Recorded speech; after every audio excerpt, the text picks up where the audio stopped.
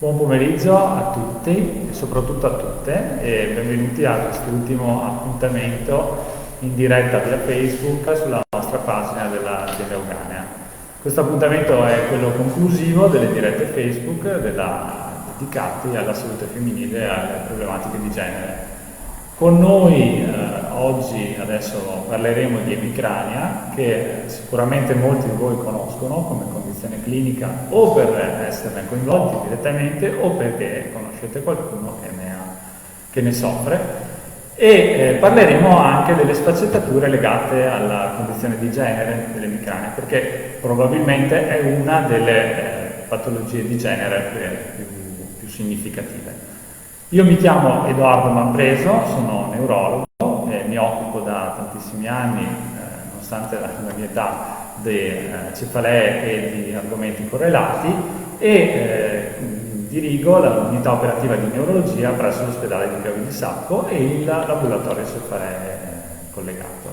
Di fianco a me c'è la dottoressa Erika Pesce, che è la nostra anima del laboratorio di neurologia e sia per le cefalee ma anche per tutti gli altri aspetti, che è un'infermiera con specializzazione in case management e si occupa di tantissimi aspetti della presa in carico del paziente e della presenza. Buongiorno a tutti, rinnovo i saluti. Io sono appunto un infermiere case manager, lavoro in neurologia da circa 20 anni e da 10 anni pratico un modello assistenziale di case management. Per quanto riguarda il nostro servizio, ormai dal 2012 prendiamo in carico pazienti con varie patologie croniche neurologiche in team multiprofessionali. Nello specifico, l'ambulatorio di neurologia di Piave di Sacco si occupa di cefalea a livello proprio specialistico. I pazienti che accedono al nostro ambulatorio sono circa 300 presi in carico a vari livelli e il 20% di essi eseguono terapie di secondo o di terzo livello, quindi tossina botulimica, anticorpi, disassociazioni.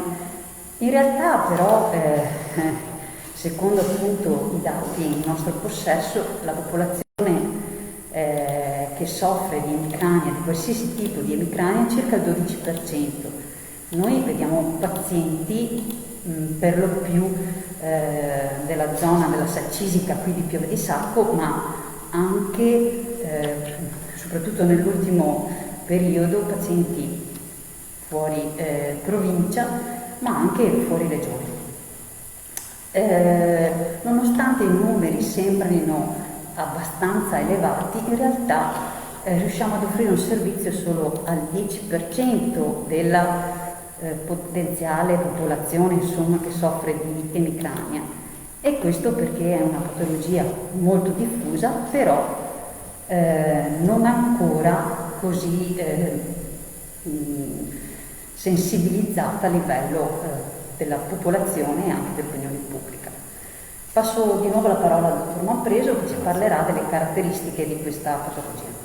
Effettivamente, come diceva bene Erika, uno dei problemi principali dell'emicrania è proprio la consapevolezza della stessa malattia. Dopo più tardi approfondiremo bene questo argomento, perché noi vediamo, come si diceva, un po' la punta dell'iceberg di quello che è la realtà, e l'emicrania di per sé non è una solo dolore alla testa, non è un banale mal di testa, ma è una sindrome clinica complessa che comunque ha varie sfaccettature, tra cui anche l'espressione del dolore. Sappiamo che l'emicrania comunque ha un meccanismo di tipo patologico, fisiopatologico complesso, del quale si conoscono solo alcuni aspetti che poi negli ultimi anni hanno permesso di intercettare dei passaggi fondamentali per approntare delle terapie mirate. E comunque, come meccanismo fisiopatologico complesso, coinvolge il sistema nervoso e non solo su vari aspetti e ha varie manifestazioni sintomatiche, tra cui il dolore è sicuramente quella più conosciuta, quella più caratteristica, ma si possono associare i cosiddetti sintomi correlati come la nausea, come il vomito, che sono assai disabilitanti. Si può associare il fastidio intenso per la luce, che si chiama fotofobia, e un fastidio intenso per i rumori, che si chiama fonofobia, ed anche un fastidio, un disagio assai particolare, peculiare dell'emicrania, che si chiama osmofobia, che è correlato agli odori. E le caratteristiche del dolore emicranico sono quelle di essere un dolore persistente, durante per parecchie ore se non trattato, quindi fino anche a 3 giorni. Di fatto una condizione ad elevata disabilità che tipicamente comporta la persona debba ritirarsi dall'attività di quel momento, debba mettersi in una situazione più tranquilla e ovviamente debba intervenire anche dal punto di vista terapeutico. Varie sono le terapie, sicuramente questo non è il contesto nel quale si può parlare di terapie dell'emicrania, e comunque la cosa principale da fare, se si è un soggetto che si soffre di mal di testa con caratteristiche di questo tipo, è rivolgersi al proprio medico curante per essere indirizzati eventualmente anche ad un percorso specifico. Quello che si diceva prima è sull'epidemiologia, è un dato molto importante, perché l'emicrania comunque coinvolge a seconda dei sessi una fetta di popolazione molto rilevante. Nel complesso arriviamo al 12% per entrambi, però come si diceva prima, Erika, sai che dicevamo la differenza invece che nelle donne di tu quanto è rilevante invece la popolazione che ne è coinvolta. Possiamo dire che l'emicrania è una malattia femminile. Sì. È una malattia femminile che comprende veramente una percentuale molto alta di donne e le coinvolge soprattutto in un'età molto particolare, che è l'età produttiva. Gli esordi possono essere delle donne anche molto giovani, prima dei 18 anni, ma in realtà poi il culmine e la presa di coscienza di questa patologia avviene proprio nell'età in cui gli impegni della vita quotidiana nelle donne sono molteplici. C'è proprio la consapevolezza effettivamente che comporta un importante ritardo. Un ritardo nella diagnosi. Assolutamente sì. Quello che vediamo è questo. C'è uno studio recente che ci dice questo. Sì, una ricerca recente, un'intervista recente del Censis nel 2019 appunto, indicava come il ritardo nella diagnosi sia dovuto in realtà a un substrato prima di tutto culturale. Per cui il dolore, se non è oggettivamente tangibile, non è vero dolore. E quindi le donne tendono o a curarsi in autonomia o addirittura a non curarsi. E l'altro aspetto è un po' semantico, per cui viene un po' confusa l'emicrania con il mal di testa. In realtà sono due concetti completamente diversi. Mal di testa è un sintomo che può indicare tantissime patologie, ma in realtà potrebbe essere anche banale. Tutti noi abbiamo sofferto di un mal di testa. Al contrario, emicrania possiamo proprio chiamarla una sindrome che non solo si manifesta con la crisi, che come diceva il dottor Manfreso può anche coinvolgere 3 giorni della vita di una persona e di una donna soprattutto, ma ha dei prodromi. La persona già qualche giorno prima avverte che avrà una crisi. Pensate all'ansia che coinvolge questa persona, che sa che tra poco, dopo pochi giorni, non sarà più all'ottimo delle sue attività. E anche delle conseguenze post-crisi, l'astenia, la spossatezza, i farmaci per gestire la crisi spesso danno una stanchezza che si recupera solo con riposo. Queste persone e queste donne sono costrette a rinunciare al lavoro, a rinunciare all'attività di vita quotidiana. Conosciamo tantissime di queste storie che possono cominciare in maniera sfumata fino a divenire effettivamente drammatiche, e soprattutto perché non vengono riconosciute. Questo è uno dei problemi che noi lamentiamo più spesso. Purtroppo tendiamo ad essere uno degli ultimi anelli della catena, diciamo, di soccorso. Esatto. e non vengono riconosciute le condizioni emicraniche fin dall'esordio perché vengono banalizzate oppure vengono mal gestite. Questo dato del Censis dell'altro anno ci ha dimostrato come soprattutto le donne tendano a tardare il momento in cui si vanno a rivolgere al medico, che sia anche lo stesso medico di famiglia o addirittura uno specialista. A differenza invece dei maschi che tendono ad avere, se coinvolti, una sensibilità al problema più acuita, forse più per paura delle conseguenze del problema, perché poi tendono a trascurare invece l'aspetto della cura, l'aspetto diciamo della presa in carico, ma mentre le signore tendono a tardare e soprattutto tendono anche questo è un problema della nostra società, a caricare su di sé quello che è il peso della gestione familiare, no? La gestione anche lavorativa, a proprio sacrificio. Ci sono molti lavori che dimostrano come la persona emicranica tenda a valorizzare la vita dei propri familiari a sacrificio di sé e tenda a difendere i familiari dalla condizione della sua emicrania, in modo tale che gli altri non debbano accorgersi del problema, debbano poter continuare a vivere normalmente, non abbiano il pomeriggio perso nelle attività di famiglia per rinunce legate alla condizione di dolore o di disabilità. E quindi questo è un dato importante e questo succede anche nel mondo lavorativo, perché effettivamente il sacrificio della persona che ha una condizione del genere, che si chiama presenteismo, nel senso che tende comunque ad essere presente al lavoro anche se affetto da una disabilità, va a discapito poi della vita privata. La ricerca proprio della diagnosi specifica di trattamenti terapeutici da presa in carico arriva nelle donne proprio avanti, cioè se i primi sintomi sono in età post-adolescenziale, in realtà questo studio dice proprio che si accede al centro in media intorno ai 27-30 anni, quindi quando abbiamo già una storia insomma di più di 10 anni di malattia. Sì. Cosa si rischia fondamentalmente? Di fare dei trattamenti che non hanno grandi risultati o addirittura di avere delle conseguenze, degli effetti collaterali da ripetizione di assunzione di antinfiammatori o antidolorifici o ricorrere magari a soluzioni che esulano dai centri specializzati e purtroppo incontrare anche non professionisti.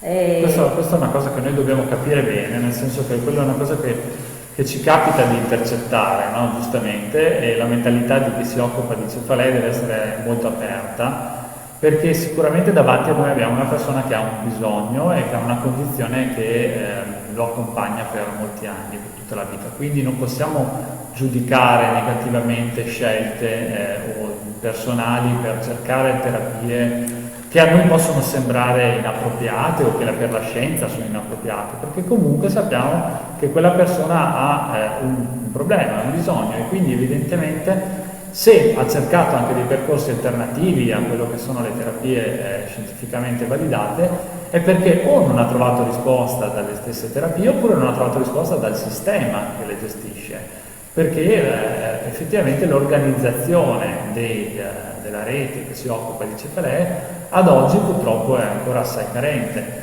Questo apre uno scenario politico che in questi anni comunque un pochino si è mosso.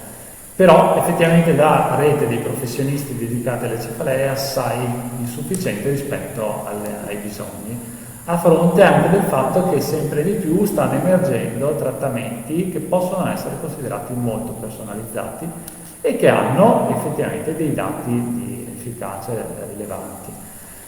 La differenza di genere lavora anche in questo, cioè sia nella consapevolezza, come dicevamo prima, sia nella gestione della crisi, che nella gestione delle varie fasi di malattia, perché come diceva prima Erika, effettivamente l'età di esordio è in un momento, ma se noi pensiamo ad una signora, una ragazza che poi diventa una signora emicranica, possiamo disegnare nella sua storia di vita varie fasi, perché l'evoluzione biologica porta a varie fasi di andamento della malattia. E anche in questo noi ci dobbiamo inserire per cercare di tagliare e di disegnare, come iniziamo a dire, la terapia più appropriata, anche collaborando con specialisti di altre discipline. Faccio l'esempio comunque del ginecologo, visto che in questa settimana poi si parla di salute femminile e i ginecologi hanno parlato molto, i miei colleghi. Ma anche pensiamo all'aspetto legato all'emotività, al fatto di avere un dolore cronico che spesso non passa con nessun tipo di farmaco, i tentativi sono spesso fallimentari e la persona si ritrova non solo ad avere un dolore continuo, molte delle nostre pazienti, mi permetto di usare il femminile, hanno un dolore di mal di testa di fondo continuo tutto il giorno, addirittura molte sono attive dal punto di vista lavorativo, ma di notte, tutte le notti si scatenano le emicranie e rimangono sveglie per giorni e giorni. E questo va sicuramente a compromettere l'aspetto dell'umore. Ecco che per i casi insomma più complessi anche i colleghi psichiatri potrebbero essere coinvolti. Quindi la gestione dell'umore è sicuramente un aspetto molto, molto importante in questa fase. E poi, come dicevamo, siccome la vita è lunga del soggetto emicranico, dobbiamo considerare che dobbiamo affrontare tutto quello che può emergere anche come altre condizioni, per esempio l'ipertensione, problemi di tipo metabolico, che da noi devono essere conosciuti e magari anche possibilmente intercettati, come anche la condizione di relativo benessere che può comportare la gravidanza, che comunque va monitorata con attenzione. Sappiamo che, non voglio lanciare dei segnali di allarme, ma comunque che la donna emicranica in gravidanza merita un certo tipo di attenzione, perché comunque il profilo di rischio di tipo cerebrovascolare è leggermente diverso rispetto ad una persona che non è emicranica. Io credo che il valore di una diretta come questa sia sicuramente quello di dare delle pillole di approfondimento, comunque di lanciare dei segnali sulla consapevolezza, no? Sull'attenzione. Le nostre campagne di sensibilizzazione anche come società scientifica hanno sempre avuto questo risvolto e quanto più si sono affacciate sul mondo dei social media, quanto più sono state efficaci e noi siamo dall'altra parte apertissimi a tutti quelli che possono essere suggerimenti. Tant'è che quando abbiamo messo in piedi un ambulatorio integrato con la figura del case manager, all'inizio magari non sapevamo quali potevano essere le situazioni da dover affrontare, ma sapevamo di avere in mano un potenziale notevole, che era quello di avvicinarci sempre di più ai bisogni dell'utenza, di uscire dalla dinamica della prenotazione, visita, terapia e gestione domiciliare e di dare l'opportunità alle persone di avere anche un aggancio in più. Perché cosa succede, per esempio, Erika? Faccio una domanda io a te oggi, nel senso, quali sono gli aspetti principali di contatto che ritieni siano migliorati? Diciamo che è una patologia che non si può mettere a calendario. Non possiamo scegliere un follow up di 6, di 3 mesi, di un anno, in senso assoluto, a meno che, appunto, come dicevi tu Edoardo, non sia legato a una terapia specifica per cui noi dobbiamo monitorare l'andamento anche, non so, degli esami ematici, eccetera. Questi pazienti sono pazienti che possono accedere all'ambulatorio oggi e non farsi sentire più per un anno, ma il vantaggio che loro intuiscono subito nel momento in cui si parla di case management e quindi il punto di riferimento è che in qualsiasi momento loro possono esporre il loro dubbio. Quindi il fatto che dall'altra parte ci sia un esperto che filtra le loro necessità e che dà delle risposte concrete che possono essere semplicemente anche rassicurare l'andamento della malattia, rassicurare e anche guidare nella somministrazione e nella gestione dei farmaci. E non solo, anche semplicemente, come posso dire, capire che la situazione magari di aggravamento dello stato emicranico può essere legata a fattori esterni. E una delle domande che faccio sempre più spesso: come sta andando? Sta bene? Lavora? Come sta andando? Come sta andando? Che non Certo. è come va l'emicrania. Come va la tratta? Esattamente. Poi si scopre un mondo, si scopre che la signora di 55 anni deve seguire 5 nipoti e ha cambiato recentemente l'antiipertensivo. E quindi insomma si approfondisce il caso in base alle necessità manifestate sicuramente. In terapia dobbiamo dire una cosa, secondo me, che il messaggio importante che possiamo lanciare oggi è quello che adesso si usa molto, è l'aderenza alle terapie, nel senso che per noi è un passaggio fondamentale del rapporto che abbiamo con i nostri pazienti, perché sappiamo che le terapie che noi consigliamo e suggeriamo possono essere complicate, possono avere anche degli effetti collaterali, possono non funzionare o comunque possono tardare nella loro azione, e quindi devono essere capite in tutti questi aspetti. Quindi il dialogo che c'è fin dall'inizio su questo capitolo, che è quello dell'aderenza alle terapie, è fondamentale, perché una delle situazioni più frequenti a cui si va incontro è che l'inefficacia è dovuta magari ad una mancata comprensione, oppure ad una spiegazione superficiale, ad una spiegazione limitata ad alcuni aspetti e non da altri. Il fatto di aprire la possibilità di confronto anche in un momento successivo alla visita, abbiamo notato che migliora tantissimo l'aderenza alle terapie. Anche semplicemente il momento della visita può non essere il momento giusto per accogliere la proposta terapeutica, quindi magari non viene ben compreso perché la persona arriva già carica d'ansia e da una situazione drammatica di 2 mesi continui di episodi di crisi, e ha necessità magari a distanza anche di 2 settimane, 3 settimane dalla visita di capire se sta prendendo la strada giusta, se ha capito bene. Ecco perché il contatto diretto. Però dobbiamo spezzare una lancia a favore delle donne sull'aderenza della terapia, perché in realtà anche se arrivano all'ambulatorio specifico più tardi rispetto ai signori, in realtà loro dal punto di vista, parliamo, contrattuale, terapeutico, sono molto più aderenti. Cioè, proprio perché hanno una forte necessità tangibile, concreta, di star bene, e sanno che la strada è questa, insomma, ecco. Abbiamo anche qualche domanda verosimilmente, perché comunque l'intervento non è solo unilaterale, non è solo da parte nostra. Questa domanda ovviamente è molto gettonata, immagino, soprattutto nella necessità di avere una risposta. L'emicrania può essere collegata al ciclo mestruale? Domanda.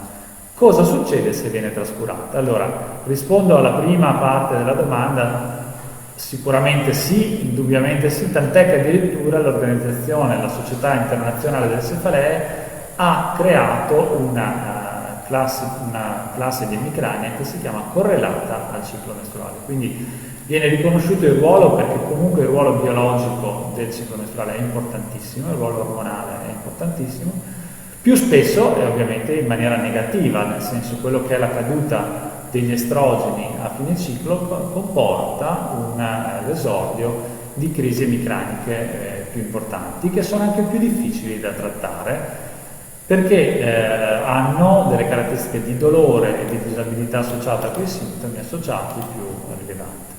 Cosa succede se viene trascurata? Nel senso che, come tutte le forme di emicrania in realtà, se viene trascurato un andamento ad una certa frequenza, si rischia di andare incontro ad una forma di cronicizzazione, cioè un pochino si può dire che una crisi tira l'altra, nel senso che l'andamento ad alta frequenza di un'emicrania tende ad indurre un aumento della stessa, e quindi questo è il ruolo del nostro intervento, delle nostre terapie. Vediamo se ci sono altre domande. Allora, talvolta mi capita di avvertire un forte dolore agli occhi e poi la testa. Può essere considerata emicrania? Cosa posso fare per i visiti? Allora, intanto c'è un dato in questa domanda, che c'è un fenomeno che si ripete. Quindi vuol dire che questa persona ha l'esperienza, una stessa esperienza che si ripete più volte, e questo probabilmente fa pensare anche ad una forma di cefalea o dell'emicrania, perché se si trattasse di un dolore isolato non ricorrente, allora sarebbe tutt'altro. Sicuramente va valutata. Cosa posso fare? Rivolgermi innanzitutto al medico curante, che saprà capire o intuire se c'è bisogno di una visita neurologica specialistica o eventualmente prendere un percorso diverso, che può essere anche quello dell'oculista. Comunque il mal di testa quando è ricorrente non va mai sottovalutato, questo è importante. Sì, assolutamente. Io ho sofferto tantissimo di emicrania anni fa, purtroppo se ne parlava pochissimo. Questo è un commento che noi sottolineiamo e sottoscriviamo. Se ne parlava quello che dicevamo, no, all'inizio, un po' di mal di testa non ha mai fatto male a nessuno, invece non è mai morto nessuno per un po' di mal di testa.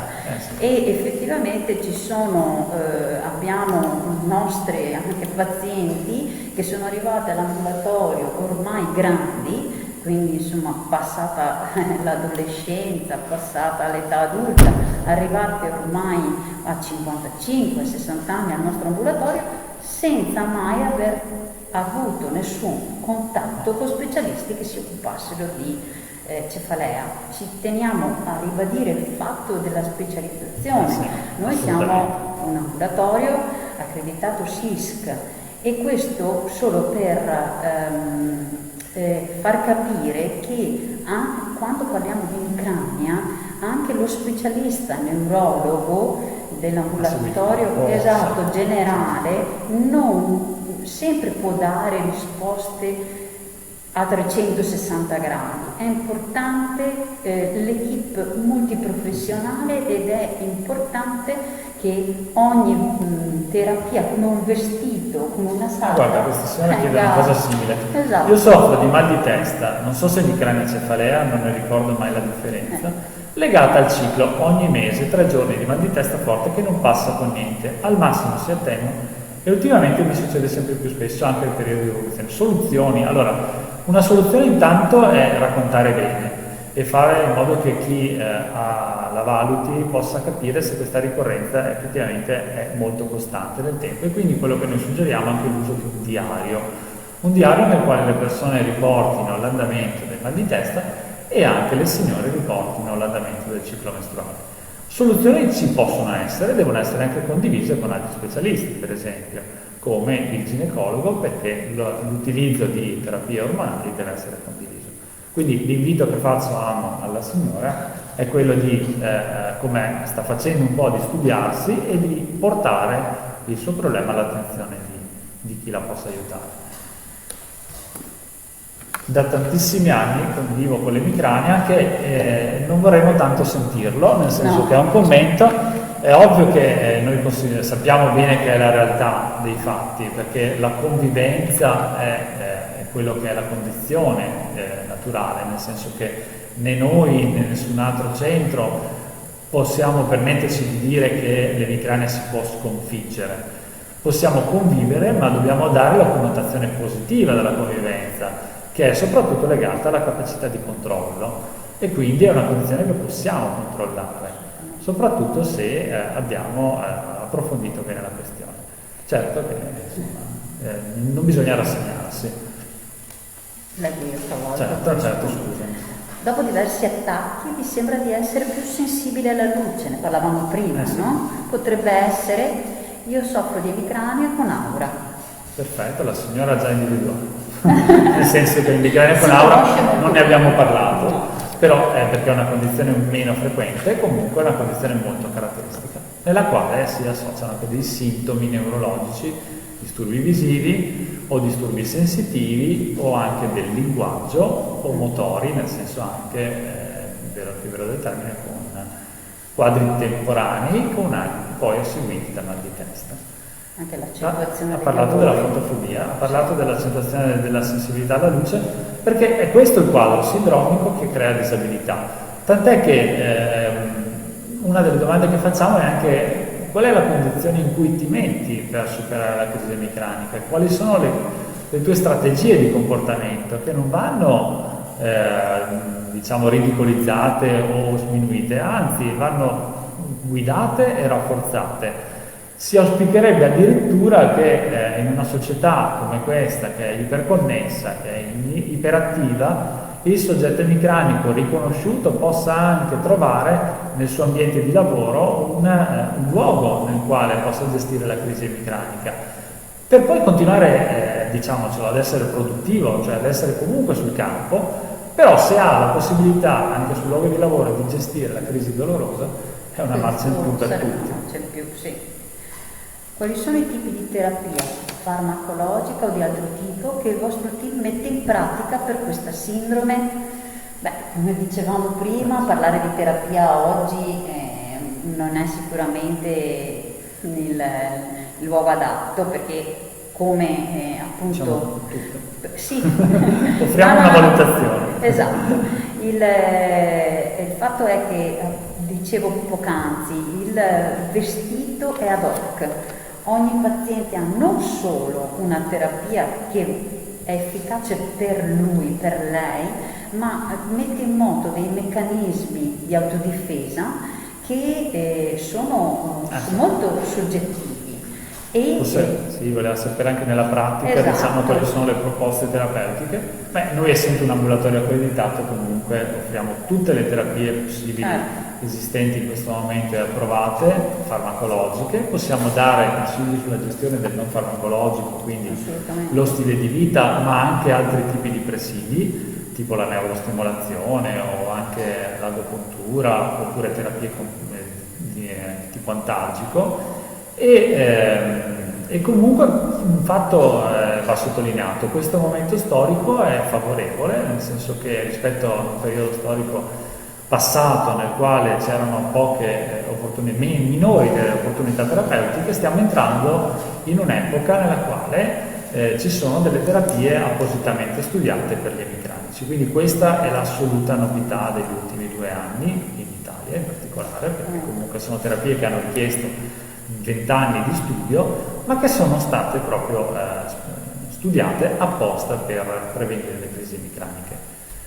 Qui parliamo di alimentazione invece. L'alimentazione, questo è un altro aspetto molto delicato, importante, perché in realtà comunque l'educazione alimentare è importantissima in tutte le patologie.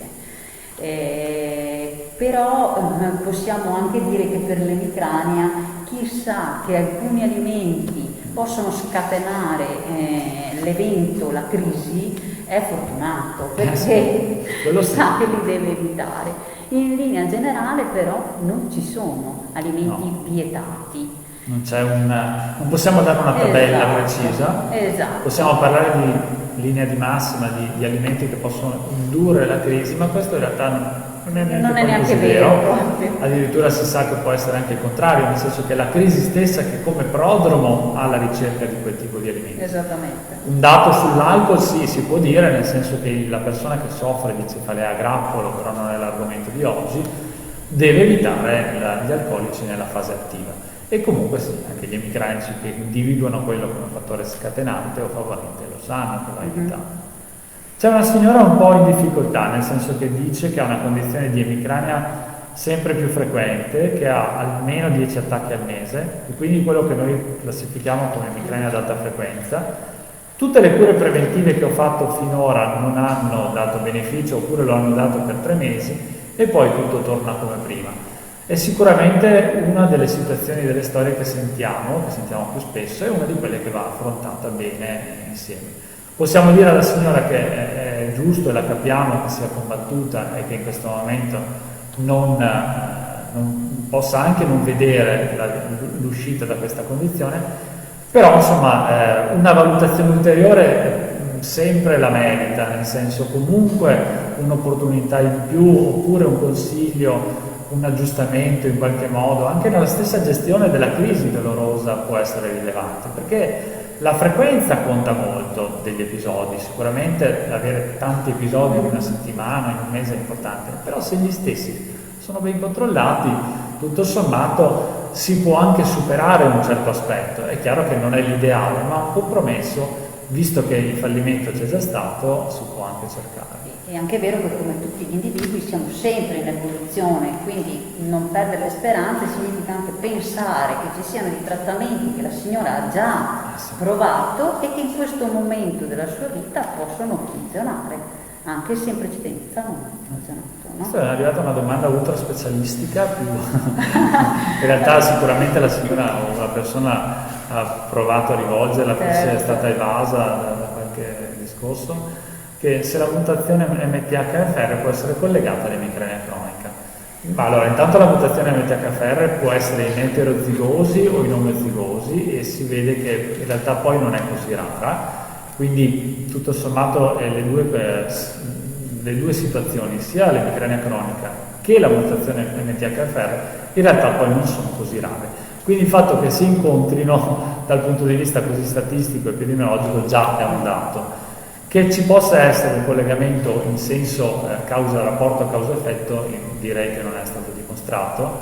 Quello che invece conta dire è che se l'emicrania cronica si associa ad un consumo elevato di analgesici e magari a qualche condizione trascurata, ad esempio l'ipertensione, una mutazione genetica pro-trombotica, questa è la domanda che voleva fare la signora, deve essere presa in considerazione per gestire meglio la condizione, perché la genetica non la possiamo cambiare. Vediamo se c'è qualche altra domanda. Vediamo. Comunque molto bene, devo dire. Il periodo premenstruazionale può influire e accentuare il problema. Bravissima, può accentuare il problema, può influire, però può essere anche una strada, una speranza, può essere anche una condizione che sta cambiando. Esatto. C'è una cosa da dire però, dipende da che tipo di menopausa si tratta, e questi i colleghi ginecologi lo sanno meglio di noi, nel senso che se è una menopausa fisiologica il comportamento biologico sarà di un certo tipo e più spesso favorevole. Se è una menopausa chirurgica la condizione è completamente diversa, oppure addirittura terapeutica per terapie tipo chemioterapia, perché quello in realtà tende ad influire in maniera più favorevole e negativa.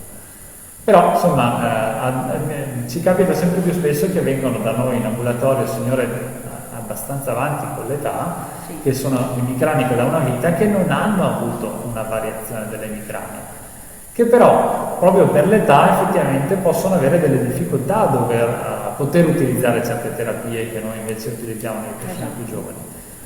Per queste comunque dobbiamo stare molto attenti alle cosiddette comorbidità e quindi dobbiamo lavorare bene. Altre cose. Domanda molto lunga, risposta breve.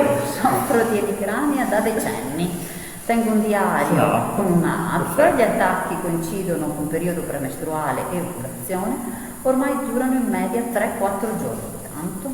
Non funzionano i FANS, sono stata diverse volte da neurologo, ho parlato anche con ginecologo, ho provato anche con l'agopuntura, ho perso le speranze ormai. Assolutamente no, non bisogna perdere le speranze. L'ultima frase è quella a cui rispondiamo più volentieri. Assolutamente. Nel senso, alla prima parte risponderemo o risponderanno chi vedrà la signora in termine tecnico sulla gestione della terapia. Oggi, in questo contesto, ci permettiamo di rispondere all'ultima parte, nel senso che vogliamo che la signora non ritorni ad avere anche speranza, perché comunque non è così tutto perduto. E comunque abbiamo, anche nel rapporto e nell'alleanza che noi abbiamo con i nostri pazienti, dobbiamo sempre considerare che devono capire quello che sono gli obiettivi raggiungibili con le nostre terapie, perché il miglioramento della loro disabilità può sembrare anche poco importante sui numeri all'inizio, ma poi in una terapia complessa, cronica, continuativa, certo. in realtà il migliorare di un parametro, la durata del dolore, l'uso degli analgesici che si dimezza, seppur rimane elevato, ma comunque si dimezza, è già un risultato raggiunto. Assolutamente E noi, insomma, vero, lo valorizziamo questo. Assolutamente Ma ce lo dicono loro. va messo in evidenza in maniera particolare. Facciamo qualche altra domanda, poi credo che dovremmo chiudere. Esiste una correlazione tra migraine e depressione?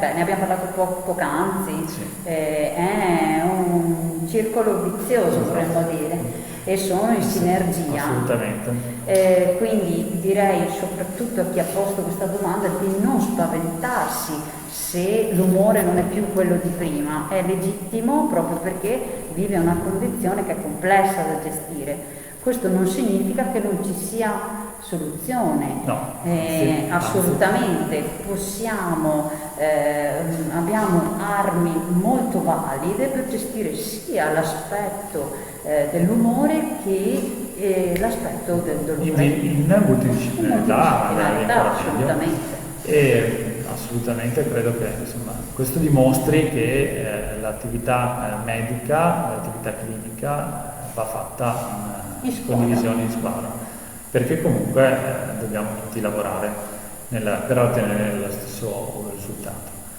E io, se c'è spazio per un'altra ultima domanda, che credo che sia, oppure comunque sappiamo che si può rispondere alle stesse. Facciamo a voce. Un utente ringrazia e chiede se arriveranno in Italia i nuovi farmaci approvati in America, Ditani e Gepanti. Bella domanda, ottima. Sì, molto probabilmente arriveranno, nel senso che le fasi di approvazione sono in corso in questo momento. Non so dare un periodo, verosimilmente si parla del 2022 comunque per come stanno andando le cose, però insomma la domanda è bella perché ci fa capire che il momento è proficuo e sono altre molecole che arrivano ad aiutare noi a curare le persone emicraniche e che alzano l'attenzione su questo problema che diciamo un dato è, secondo stime dell'Organizzazione Mondiale della Sanità, è uno dei problemi più disabilitanti in assoluto, e se andiamo a vedere le signore tra i 15 e i 50 anni è il secondo problema al mondo per disabilità, vuol dire che è la seconda condizione in grado di compromettere la qualità di vita. Non stiamo parlando di malattie che provocano morte o che provocano, si agganciano ad altre condizioni, ma stiamo parlando di disabilità, cioè qualità della vita, e l'emicrania è questo. Direi che insomma la diretta è andata molto bene, mi permetto di ringraziare la direzione dell'azienda Euganea che ha la sensibilità da anni per dare spazio a questi canali, e invito chi ha ascoltato a condividere questo tipo di iniziative, perché comunque una parola tira l'altra e comunque la consapevolezza aumenta se più persone ne hanno sentito parlare, ed invito a voi che ne siete direttamente coinvolti ad andare dal vostro medico curante per seguire il percorso più appropriato. Se vuoi chiudere anche sì, certo, un saluto, ringrazio anch'io appunto la direzione e vi lascio con un messaggio. Se avete anche altre domande, comunque noi rimaniamo a disposizione per rispondere anche nei prossimi giorni, scrivete pure e come diceva il dottor Manfreso, non aspettate e condividete con altri sapendo che ci sono le risposte. Arrivederci a tutti. Arrivederci. Perfetto.